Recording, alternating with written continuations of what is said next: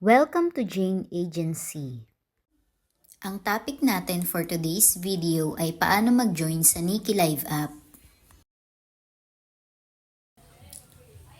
Sa mga gusto mag-join sa Nikki Live, tuturo ko sa inyo kung paano siya gawin. Ngayon, punta muna kayo dito sa Facebook page, tapos sabihin nyo yung link ng app na gusto nyong applyan. Sabihin nyo, Nikki Live.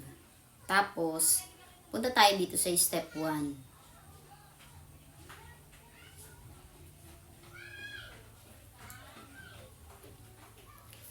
Pwede rin i-search nyo yung Nikki Live sa Play Store. Tapos, or sa App Store. Tapos, download nyo siya. Ayan. Pagkatapos nyo mag-download, step 2, mag-login ka dyan. Pwede sa Google, pwede sa Facebook, pwede rin sa phone number. Tandaan mo lang lagi kung saan mo nire-register yung mga account mo sa apps para pag na-uninstall mo tapos gusto mong install ulit, ma-recover mo yung account mo dati.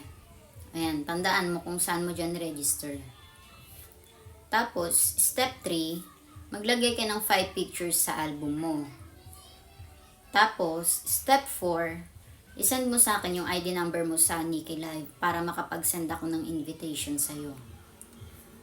Ayun, kapag nasend mo na yung ID number mo, magsasend ako ng invitation, tapos punta ka sa inbox mo.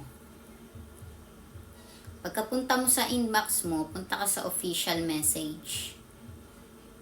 Pagkapunta mo sa official message, pindutin mo tong accept. Pag na-accept mo na, congrats, naka-join ka na sa agency namin.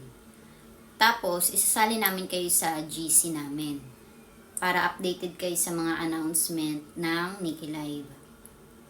Gawin nyo agad yung mga task bago mag-12 midnight.